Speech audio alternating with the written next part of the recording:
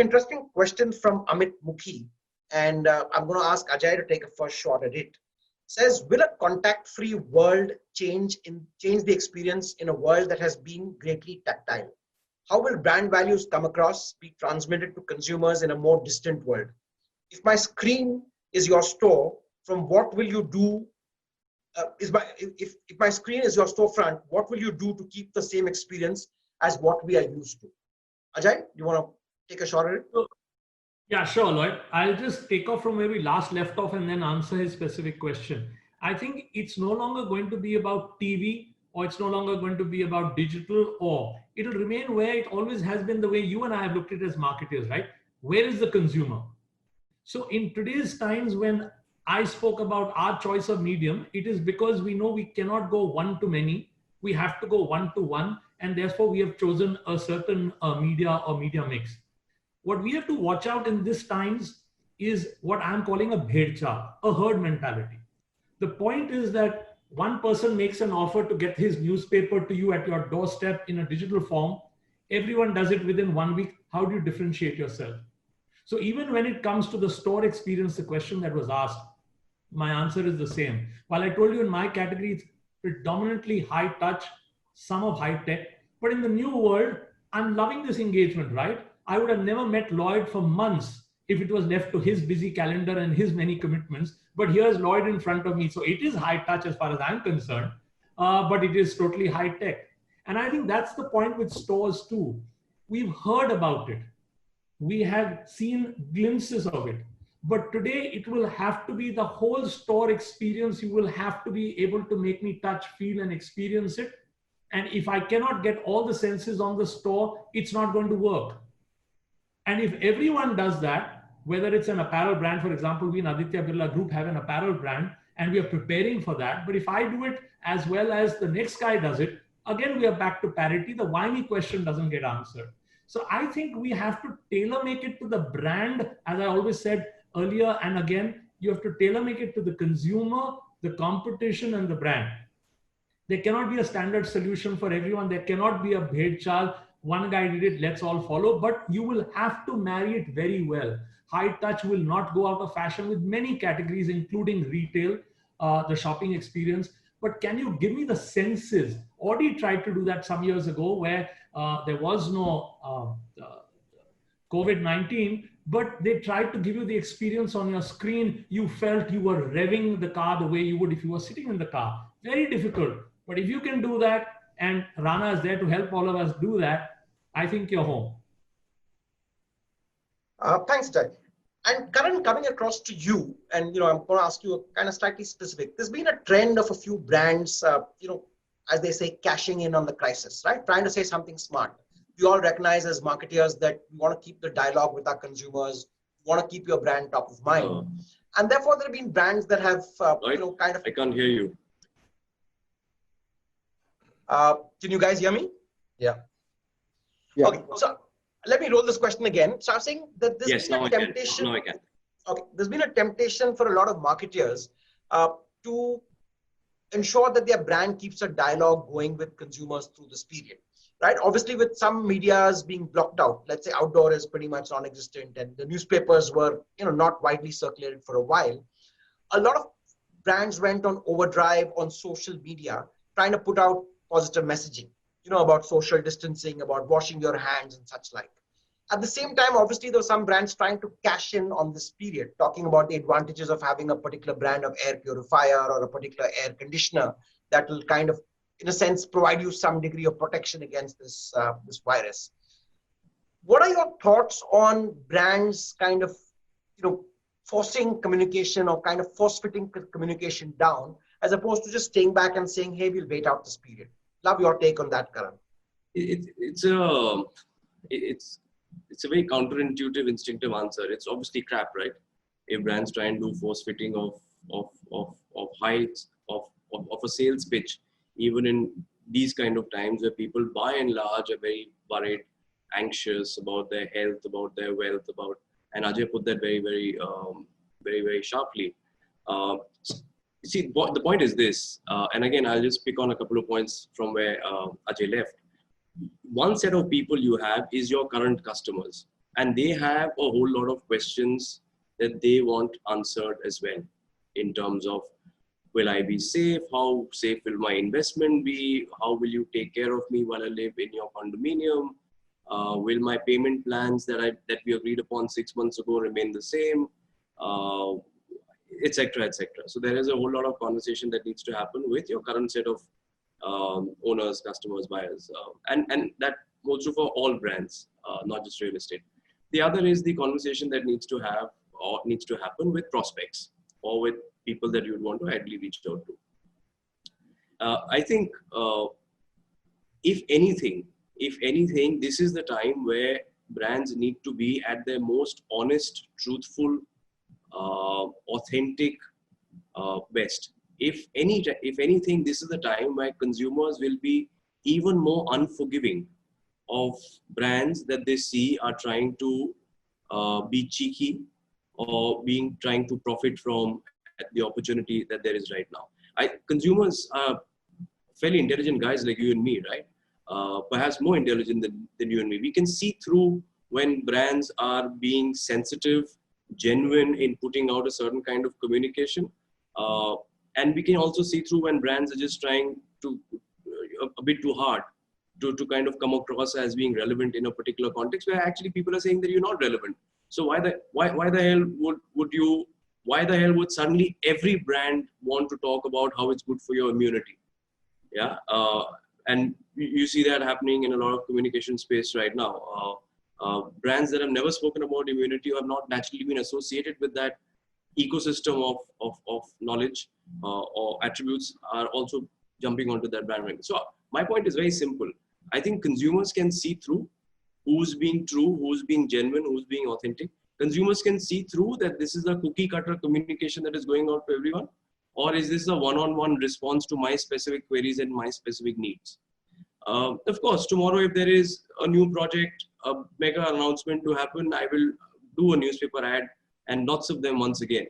But right now, if my requirement is to have as many individualized conversations as possible with current and prospective customers, then I don't need to do a newspaper ad right now unless there is a one mega announcement that needs to be made on something. Now I need to reach out through EDMs, through mailers, through Zoom calls, through video calls, through specific SMSs, letters, and all of this is made possible by friends like Rana and that entire tribe. Because I think if anything, during this time, the marketing function and the agency ecosystem that supports the marketing function has probably been the busiest. So my simple, straightforward advice would be just be genuine and authentic. Don't think that you can pull a fast one over somebody and profit from a situation like this. If you do, God bless you, because consumers will skin you as they should, and I would encourage them to when they see people or brands trying to profit from this kind of situation. Listen, you guys want to buy a house, you guys want to buy a home, I'm around. This is my phone number, this is my email ID, call me, text me, whatever. But I'm not going to come running to you right now saying that this is the right time for you to buy a house. Right? But can I have that conversation and continuous engagement with you saying, you're still in our mind, we're still thinking about you, I'm hanging around, anytime you want, just speak to me, call me over a video call, over a phone call, whatever. I will do that. But do I need to, do a hard sell on, this is the best time of your life, buy a particular product that I sell? I think that's just completely stupid. That's my point of view. I think great advice, Karan. I kind of completely agree with the fact that, the tone of a brand should always be authentic, true and honest. And any attempt to cash in on a situation, a great human tragedy like this is not acceptable. But very often as CXOs, as CEOs, as marketers, we'll always be walking the fine line. There's been a fairly big controversy about some companies that have announced, large contributions to the PM Cares Fund, and a couple of days later, announced huge layoffs, right? And so therefore, there's one question that, smart consumers are asking, saying, oh, great stuff, right? You aligned yourself with making good contributions to see as a good corporate citizen. And guess what? Next day, you're firing a whole bunch of people. And this is happening all across. I mean, brands, newspapers, we've all heard these stories, but I hear you loud and clear. I think The takeaway is be honest, be authentic, be transparent, and don't try to con the consumer. It now works in the short run. It now works in the long run. And I think that's great advice. I'm going to come to one more question and pop this to Sanjoy. And this is from Biren Ghosh. So we're getting a whole stream of questions. Clearly, the response has been good.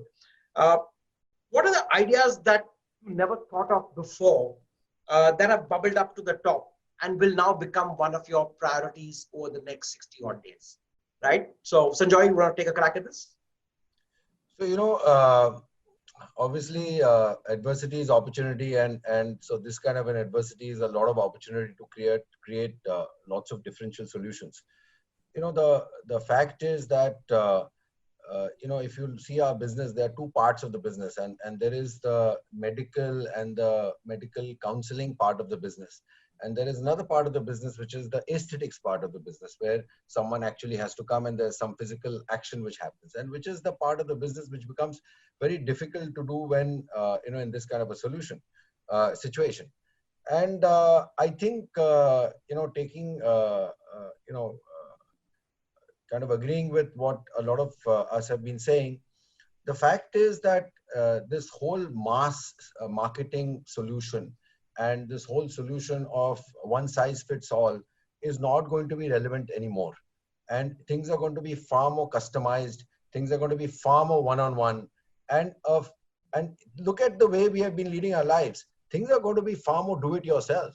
So I think some of the directions that we are thinking of is far more in that direction of do-it-yourself, far more in the direction of being able to give you the same kind of an experience, the same kind of an interaction, the same kind of confidence.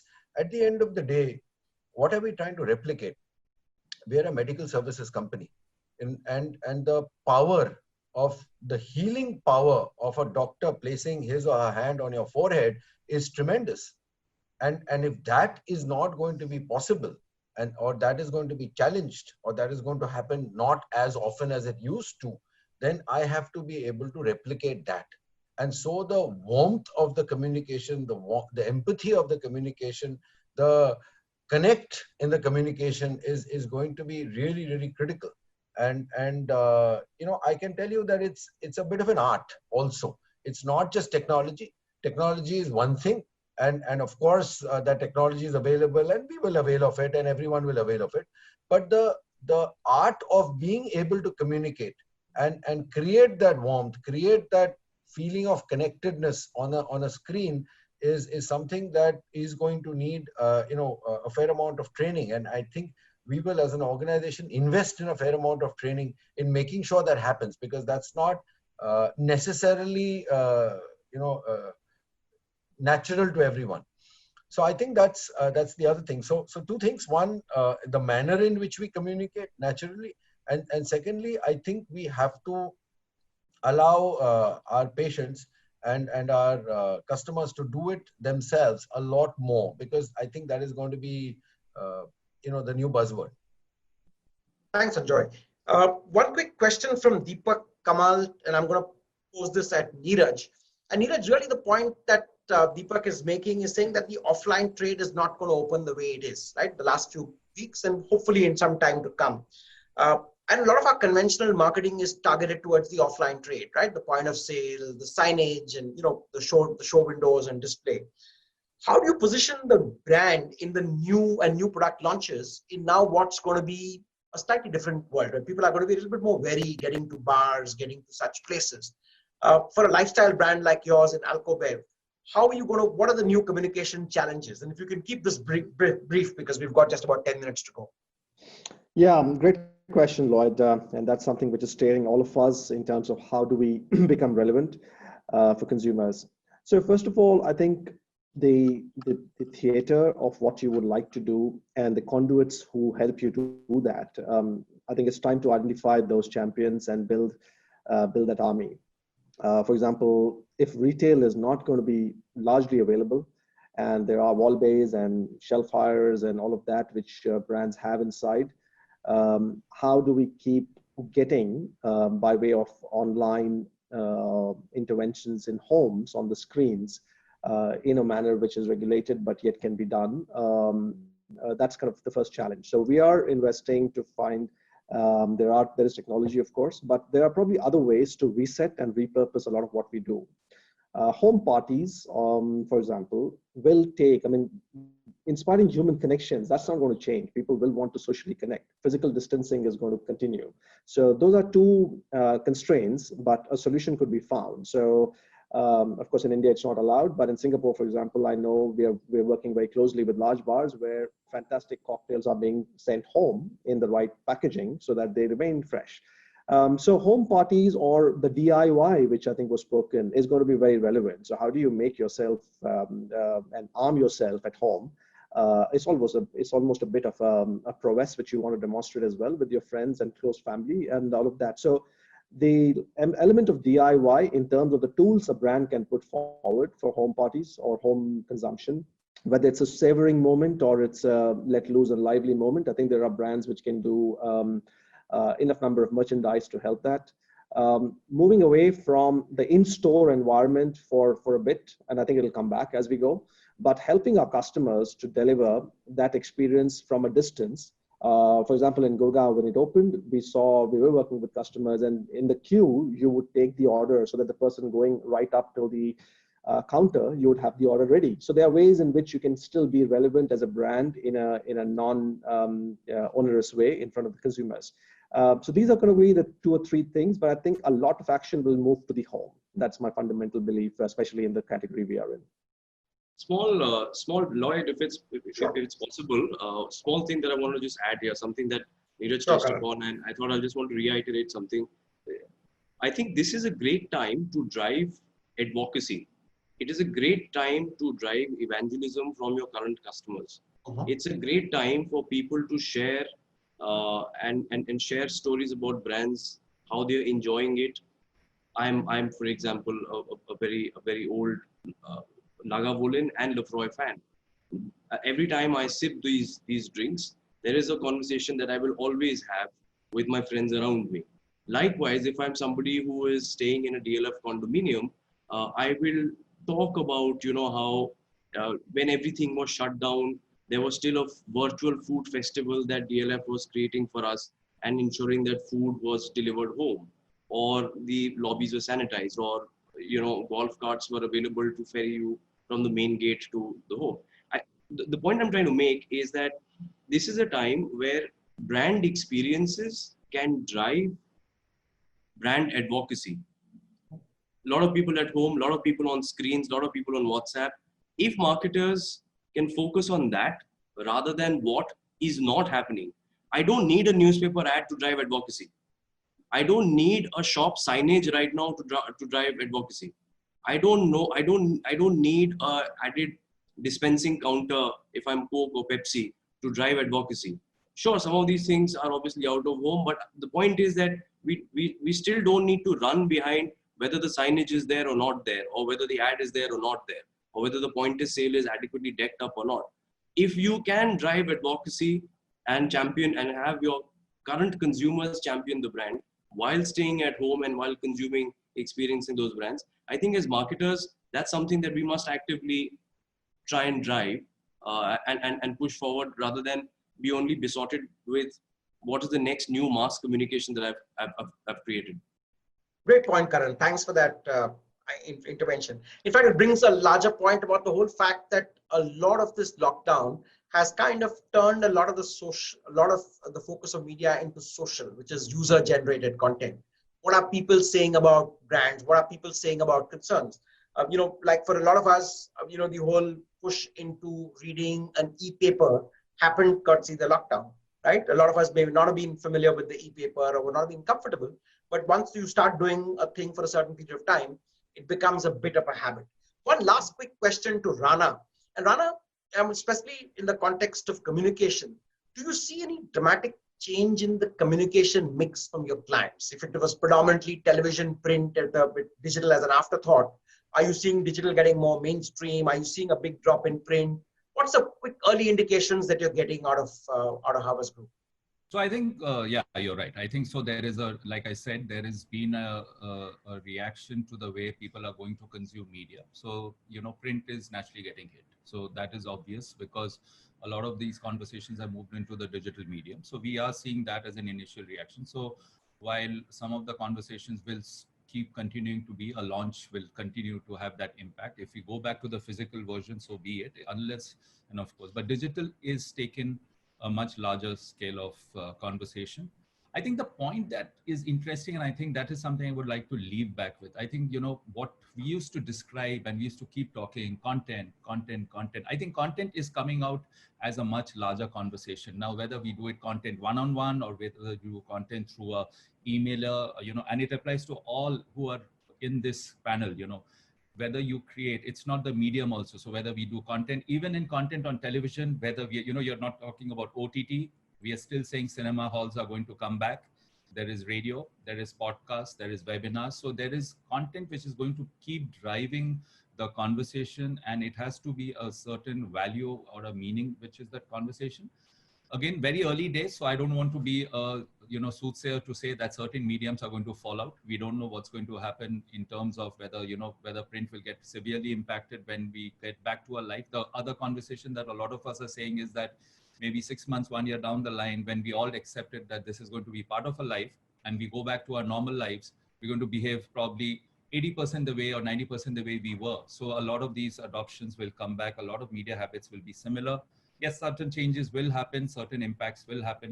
For example, we are not discussing experiential marketing and launches of events and everything. It's severely hit industry, something we don't even know. So are we going to discuss that? Will launches stop completely? So there are many new, impacts that we are seeing. But I think generally speaking, television we are seeing that's not going to get impacted severely. OTT content, newer forms, digital, yes. So there's no running away from the fact that digital in any form is going to keep becoming the driver for all of us. But it depends on the content that we're going to roll it out, because people are now also switching off. You can see the issues that, let's say, a medium like TikTok just faced recently. So conversations have to be very culturally driven. Content has to be very impactful. And then we'll see how it moves. Like I said, for us, it's very clear, Lloyd, show must go on. So, and the show must go on because we've got fantastic clients across the group. We have fantastic people, and we are there, and we will keep molding ourselves and adapting to what the need is. And you can always count, and these are great friends I have. We are here to ensure that the business moves on. We keep ensuring consumers stay engaged with us, and whatever that medium be, if we have to create a new one, we'll create a new one for all of you. But we're here. Indeed, well said, Rana. So indeed, the show must go on. I think that's a great point when kind of round up. But quick takeaways. I think one thing that we all heard loud and clear is that stay authentic, stay true to your brand, stay honest about your messaging. I think Ajay made the point very clearly about keeping the consumer front and center. Right? Don't forget that through all this crisis, people are people. They'll still long for personal interactions. So keep the consumer front and center in whatever you do. I think you made the good point, Rana, about the fact that life will resume. As humans, we are social beings. We want to get back, and things are going to move. And I particularly like what Sanjoy's take on the whole business. That with every crisis, you have an opportunity. How do you look beyond the immediate crisis? How do you look at ways to innovate? The fact that people are looking at alternate forms of medicine, looking at homeopathy, I think that was interesting. So great discussion all around. Thanks for your time.